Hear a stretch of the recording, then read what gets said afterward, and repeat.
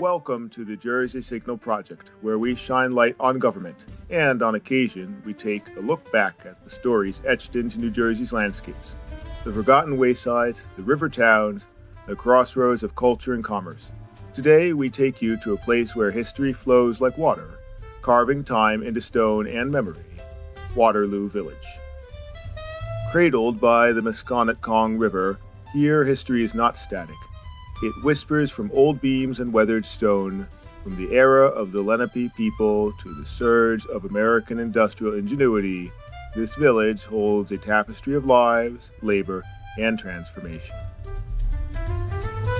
Long before canal boats plied their way across northern New Jersey, the lands around today's Waterloo Village were home to the Lenape, the people whose knowledge of forest and river sustains generations.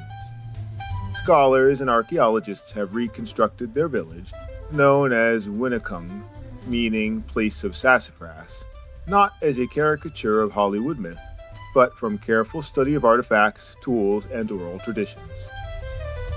Here, long houses stood with woven mats and copper pots, children played at the river's edge, and hunters returned with deer in autumn's glow. A world shaped by the seasons and a deep, enduring knowledge of the earth beneath their feet. Imagine the crackling hearth fires at dusk and elders telling stories as river fog curled among the sassafras trees. This was the heartbeat of Winakung. As the 18th century dawned, the first European settlements took shape. The land, once known for Lenape trade and community, saw new industry with the Andover ironworks and forges fired along the riverbanks. But it was the coming of the Morris Canal in the 1830s that etched this place into the history of commerce. Stretching roughly 107 miles across northern New Jersey, the canal connected the coal fields of Pennsylvania to the markets of New York Harbor, a monumental feat of engineering for its time. Waterloo, halfway between Phillipsburg and Jersey City, became more than a dot on a map.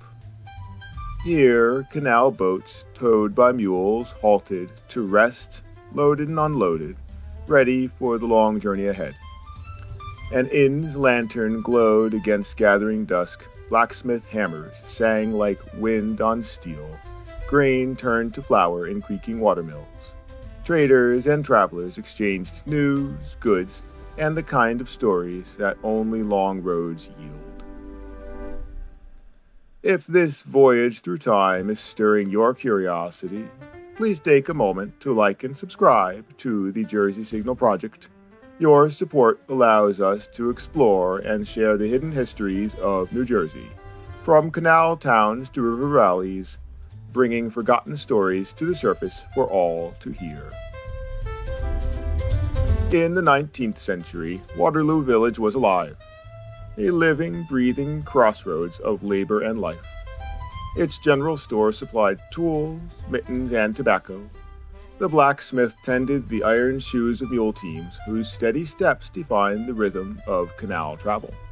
The gristmill's wheel turned like a whispered heartbeat against the river's flow. Travelers would have found taverns bustling with conversation, church bells marking the cadence of Sunday mornings, and thick smoke from wood fires rising into twilight. Canal crew members, merchants, and families all wove their lives into the tapestry of this place. But progress moves in unexpected tides. With the emergence of railroads and steam locomotion in the latter half of the 19th century, the canal's dominance began to slip. By the dawn of the 20th century, only the faintest trickle of canal traffic remained. The canal fell silent by 1924, leaving the village quieter than ever. Buildings stood against wild grass and wind, their windows reflecting memories of another age. Yet, even in stillness, seeds of revival were sown. In the early 1960s, Percival H.E. Leach and Louis Galandi saw not decay, but possibility. They began a monumental restoration of the village's buildings and spirit, transforming the site into an authentic living museum of early American life. At its peak in the 1970s and 1980s, Waterloo wasn't just a museum, it was a cultural crossroads, hosting concerts, festivals, and gatherings that drew scores of people to this once sleepy valley. Today, Waterloo Village sits both as quiet sanctuary and a work in progress. As part of Allamuchy Mountain State Park, its grounds are open daily for walking where visitors can still feel the echo of history underfoot. A canal museum preserves artifacts and tells the story of this remarkable waterway. The village's gristmill, blacksmith shop, and historic houses remain as reminders of an era when life turned more slowly, but with great purpose. But preservation is not without struggle. Historic buildings need care, and grant efforts by the New Jersey Department of Environmental Protection aim to stabilize and rehabilitate key structures, like the Waterloo Hotel and Tavern, and others vital to telling the village's story. As twilight falls upon the Musconetcong River, the shadows of the past stretch long along the towpath. Waterloo Village stands as a testament to the ebb and flow of history, a place where every stone and weathered beam whispers a story. From Lenape children playing on a riverbank, to mule teams trotting along canal towpaths, to modern visitors wandering through quiet lanes, this place continues to connect us with the lives that shaped it. Thank you for joining this Jersey Signal Project special report. Remember to subscribe and stay tuned for more stories hidden in the corners of our world, where history lives and memory thrives.